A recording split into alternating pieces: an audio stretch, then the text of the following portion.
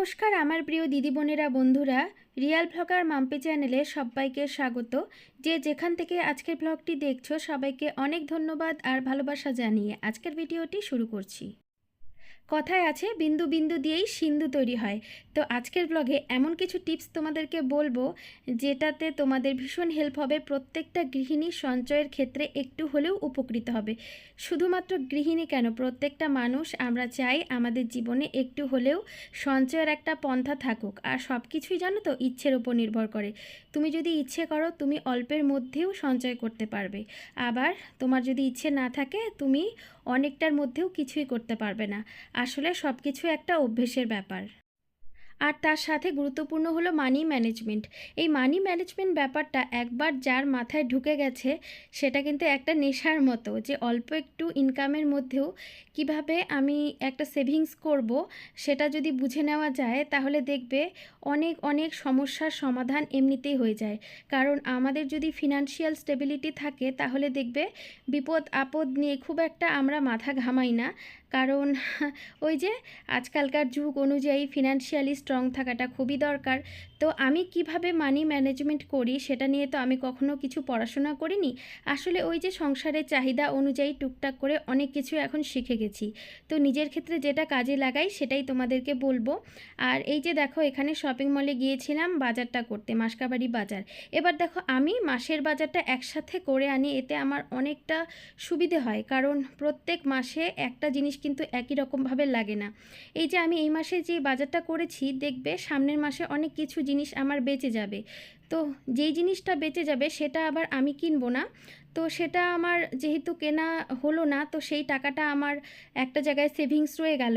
তো এটাও কিন্তু একটা মানি ম্যানেজমেন্টের বড় দিক। এবার প্রত্যেকের ক্ষেত্রেই যে বাজার করাটা সমানভাবে হবে তা নয়, কেউ কেউ আবার উইকলি বাজার করে। তো সেক্ষেত্রেও কিন্তু একটা মানি ম্যানেজমেন্ট করা যায়। মনে করো এই সপ্তাহে আমার যেগুলো বাজার দরকার সেগুলো করে নিলাম, তো সপ্তাহের শেষে যদি কোনো জিনিস বেঁচে গেল তো ওই টাকাটা একটা ধরা থাকলো। তো এভাবেও কিন্তু টুকটাক করে সেভিংস করা যায়। তার সাথে সাথে আরেকটা জিনিস, দেখবে যখন আমরা শপিং মল থেকে বাজার করি তো সেখানে অনেকটা ডিসকাউন্ট পাওয়া যায় বাজারের তুলনায়, যেটা আমি দেখেছি। তো সেটাও কিন্তু অনেকটা লাভদায়ক। আর সবথেকে বড় গুরুত্বপূর্ণ যেটা হলো আমার প্রত্যেক মাসের বাজার বা সাপ্তাহিক বাজারে কি কি জিনিস লাগবে সেটা একটা লিস্ট করা, লিস্ট করে ঘরের মধ্যে আগে চেক করা কোন জিনিসটা আছে কোনটা নেই। তারপরে যেটা আছে সেটা তো রয়েই গেছে, আর যেটা নেই সেটা কতটুকু লাগবে সেটা পরিমাণ লিখে রাখা। একটা না রুটিন অনুযায়ী চলাটা খুব ভালো। দেখবে একবার যদি একটা রুটিন বা একটা খসড়া তৈরি করে ফেলো তো পরবর্তীতে বাজারঘাট করতে অনেকটাই সুবিধা হবে। এটা হলো মানি ম্যানেজমেন্টের একটা দিক। আরেকটা সবথেকে গুরুত্বপূর্ণ দিক হলো আমি যদি 10 টাকা ইনকাম করি তাহলে আমাকে 2 টাকা সরিয়ে রাখতে হবে, আর 8 টাকা দিয়ে আমাকে এই সংসার খরচের পুরোটা করতে হবে। মানে সংসারে যা কিছু চাহিদা প্রয়োজন সব কিছু আমাকে 8 টাকার মধ্যেই করতে হবে। আর 2 টাকাটা যে আছে সেটা আমাকে বাদ দিয়ে রাখতে হবে, মানে ধরে নিতে হবে সেই 2 টাকাটা আমার কাছে নেই। এই যে নেই 2 টাকাটা সেটাই কিন্তু একটা সঞ্চয়ের পন্থা। আসলে আমি অনেক বছর আগে একটা জায়গাতে পড়েছিলাম, তুমি যত টাকা আয় করো তার থেকে যদি তোমার সংসারের ব্যয় বেশি হয় তাহলে তুমি ঠিকঠাকভাবে পরিচালনা করতে পারছো না। আর তুমি যত টাকা আয় করছো তার থেকে যদি কিছুটা অংশ তুমি সঞ্চয় করতে পারছো তাহলে তোমার মানি ম্যানেজমেন্টটা ঠিকঠাক হচ্ছে। এবার অনেকের সংসারই অনেক খরচা, তো অনেকে বলবে আমি কিভাবে জমাবো এত খরচা। তো বলবো যেই টাকাটা আলাদা করে রাখা সেটা আলাদা করে রেখে যেই টাকাটা হাতে থাকে তো মাসের শুরু থেকে শেষ পর্যন্ত যেই খরচাগুলো হয় সেগুলো একটা লিস্টে প্রথমে লিখে ফেলতে হবে। এইবার যেই জায়গা থেকে একটু খরচা কম করা সম্ভব সেই জায়গা থেকে খরচাগুলো একটু কেটে কেটে লিখতে হবে। এই যে খরচা কম করার ব্যাপারটা এটাই কিন্তু মানি ম্যানেজমেন্টের আসল বিষয়। মনে করো আমি পুরো মাসে 3 টাকা গ্রসারি শপিং করি, তো সেখান থেকে আমাকে এমনভাবে খরচাটা লিখে নিতে হবে যে আমি 3 টাকার জায়গায় 2.5 টাকা গ্রসারি শপিং করব। তো এই যে 50 পয়সা আমার বেঁচে গেল, তো 50 পয়সা আমি কোন কোন জিনিস কম আনলে বাঁচবে সেটা আমাদের মাথায় রাখতে হবে। তো আমাদের কেনাকাটার সময় এমন অনেক বাড়তি জিনিস আমরা নিয়ে আসি যেটা একদমই প্রয়োজন হয় না বা যেটা একটুখানি কম আনলেও চলে। তো মানি ম্যানেজমেন্ট কিন্তু সেখান থেকেই করতে হবে। টাকাটা সঞ্চয় কিন্তু সেই অল্প অল্প জিনিস যে তুমি বাঁচিয়ে বাঁচিয়ে টাকাটা রাখলে সেটাই। আসলে মানি ম্যানেজমেন্ট বলতে ব্যাপারটা ওই যে তুমি জিনিসটা একটু কম করে আনলে, একটু কষ্ট করে চললে, নিজেকে একটু টানের মধ্যে রাখলে সেই যে সঞ্চয়টা থাকলো, যেটা এককালে গিয়ে তোমার একটা বড় সেভিংস হয়ে দাঁড়ালো বা তোমার আপদে বিপদে অনেক বড় ভরসার একটা জায়গা। তো এটাকে আসলে আমরা বিভিন্নভাবে নাম দিয়ে থাকি। তো মানি ম্যানেজমেন্টের ক্ষেত্রে আরেকটা দিক খুবই গুরুত্বপূর্ণ। আমরা প্রত্যেক দিন যে বাজারটা করি, সবজি বাজার হোক, মাছ বাজার হোক, বা তার সাথে আমরা এক্সট্রা অনেক কিছু খাবার বাইরে থেকে আনিয়ে খাই, বিশেষ করে ফাস্ট ফুড খাওয়া বা অনেক জাঙ্ক ফুড খাওয়া, সেই জিনিসগুলোও কিন্তু অল্প অল্প করে যদি আমরা কমিয়ে দিই, সেখান থেকেও অনেক টাকা সেভিংস করা যায়। দেখবে কোনো একটা প্রিয় খাবার যদি তুমি বাড়িতে বানিয়ে নিচ্ছ, তাহলে কিন্তু তোমার খুব একটা খরচা পড়ছে না। অথচ সেই খাবারটা যদি তুমি বাইরে থেকে আনিয়ে খাও, সেক্ষেত্রে অনেকটা টাকা তোমার চলে যাচ্ছে। তো এই বিষয়গুলো মাথায় রাখলেও কিন্তু আমরা অনেক কিছু সঞ্চয় করতে পারি। আসলে আমরা অনেকেই বা বেশিরভাগ ক্ষেত্রেই সবাই সব কিছু মাথায় রাখি না। হয়তো অনেকের কোনো প্রয়োজন নেই, বিষয়গুলো একদমই অপ্রয়োজনীয় বা তাদের সঞ্চয় করার কোনো প্রয়োজন নেই। কিন্তু অনেক মধ্যবিত্ত পরিবার এমন আছে বা মেয়েরা এমন আছে, তারা মনে করে না, একটু যদি সঞ্চয় করা যেত, সেটা কিভাবে করবে।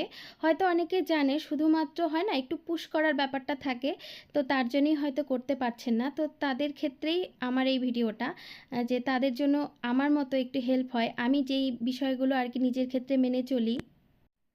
আবার অনেকের অভ্যেস আছে হাতে একদমই টাকা থাকে না, হয়তো টাকা একটু করে জমাতে পারছে ঠিকই, কিন্তু তারপর সেটা আবার খরচা করে ফেলছে। তো সেক্ষেত্রে আমি একটা বলবো, যে আমাদের কিন্তু এখন প্রচুর অপশান আছে, যে হয়তো মাসে আমি 500 টাকাও আমার হাতে এলো, কিন্তু টাকাটা আমি খরচা করে ফেললাম। তো সেই খরচাটা না করে, যেহেতু অপশান প্রচুর, তো আমি যে কোনো জায়গায় সেটা একটা সেভিংস অ্যাকাউন্টের বই খুলতে পারি, তো সেখানেও টাকাটা রাখতে পারি। তো এভাবে কিন্তু অল্প অল্প করে হয়তো অনেকটা টাকা একটা সময় আমার হাতে এলো। তো সেটা একটা ব্যাপার থাকে। আবার অনেকের ক্ষেত্রে এটা হয় যে হাসব্যান্ড সমস্ত কিছু দায়িত্ব সংসারে নিয়ে থাকে, তো স্ত্রীদের আর তেমন চিন্তা করতে হয় না, বা তাদের এক্ষেত্রে অসুবিধে হয়ে যায় যে যেহেতু সমস্ত কিছু হাসব্যান্ডের হাতে, তো তাদের আর সঞ্চয়ের সেই জায়গাটা থাকে না, বা নিজের হাতেও কিছু একটা মানে আসবে, সেটাও উপায় নেই। তো সেক্ষেত্রে আমি এটা বলতে পারি যে অন্ততপক্ষে খরচার একটা দিক তোমরা হাসব্যান্ডের সাথে কথা বলে কিন্তু নিজের দায়িত্বে রাখতে পারো। যেমন সেটা গ্রসারি হতে পারে, বা প্রত্যেক দিনের যে বাজার খরচাটা আছে সেটা হয়তো তোমরা নিজের হাতে করতে পারো। তো এই জিনিসগুলো যদি করো, তাহলে দেখবে সেখান থেকেও একটু একটু করে সেভিংস হতে পারে। হয় না যে সব দায়িত্ব অনেকেই আছে যে সব স্বামীকে দিয়ে দেয়। তো সেক্ষেত্রে একটা দায়িত্ব অন্ততপক্ষে খরচার যদি নিজের কাঁধে নিয়ে নাও, তাহলে কিন্তু সেটা নিজেরই লাভ। এবার অনেকে আবার আছে আমার মতো, হাতে টাকা খুব একটা সেইভাবে থাকে না, খরচা করতেই হবে। তো আমি যেটা করি, একটা লক্ষ্মীর ভাঁড়ের মধ্যে টাকাটাকে ফেলে দেই, কারণ আমি জানি এখানে ফেললে আমি আর সেটা বার করতে পারবো না। তো কি করি, তারপরে যখন 6 মাস 1 বছর পরে ভাঁড়টা ভাঙি, তখন দেখি যে বেশ অনেকটা টাকাই বার করতে পেরেছি। তো সেক্ষেত্রে সেই টাকাটা আমার হয়তো কাজে লেগে গেল, বা অনেক সময় সেটা আমি আমার ডিপোজিটে রেখেও দিই, খরচাও করি না। তো এভাবেও কিন্তু চাইলে করা যায়, কারণ আমার আবার ছোটোবেলার থেকে এরকম অভ্যাসে হাতে টাকা কিছুতেই রাখতে পারি না। তো এখন সংসারে যখন এসেছি, তো অনেক কিছু চিন্তা ভাবনা করে দেখলাম না, এভাবে চললে আমার চলবে না। কারণ আমি যেহেতু নিজে খুব একটা আহামরি ইনকাম করি না, বা আগে তো একদমই করতাম না, তো সেক্ষেত্রে আমাকে অনেক কিছুই জীবনে করতে হবে। কারণ যখন থেকে আসলে আমি মা হয়েছি আর আমার ছেলে এসেছে জীবনে, তো ওকে নিয়ে আমার অনেক কিছু স্বপ্ন, যে ওকে বড় হয়ে অনেক কিছু করাবো। তো অনেক কিছু ছেলেকে স্বপ্ন পূরণ করার জন্য তো আমাকে ফিনান্সিয়ালি স্ট্রং হতে হবে। তো সেই বিষয়গুলো চিন্তা করে এখন আর আমি আগের মতো নেই, এখন আমি অনেক কিছু সঞ্চয় করতে শিখে গেছি। তো ধীরে ধীরে এই যে শেখাটা, এটা নিজের উপলব্ধি, আসলে কেউ তো হাতে ধরে কাউকে শেখাতে পারে না।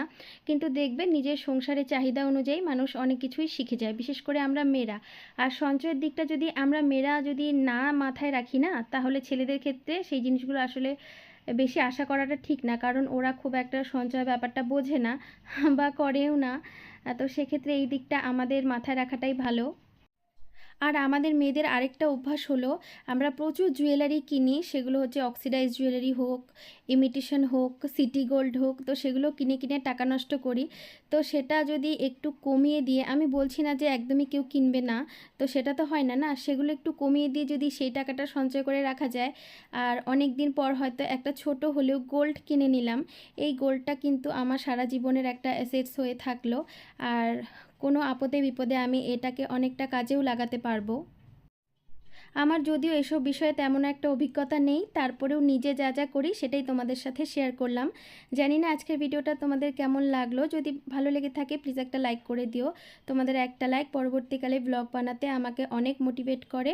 আর তোমরা যদি চাও আমি ইউটিউবে একটুখানি জায়গা করে নিই, তাহলে আমার চ্যানেলটা তোমরা সাবস্ক্রাইবও করতে পারো, চাইলে আমার ব্লগগুলো তোমরা শেয়ারও করতে পারো। আর চলো আজকে তাহলে ভিডিওটা এখানেই এন্ড করছি, আশা করছি সবার ভালো লেগেছে। Tata, bye bye.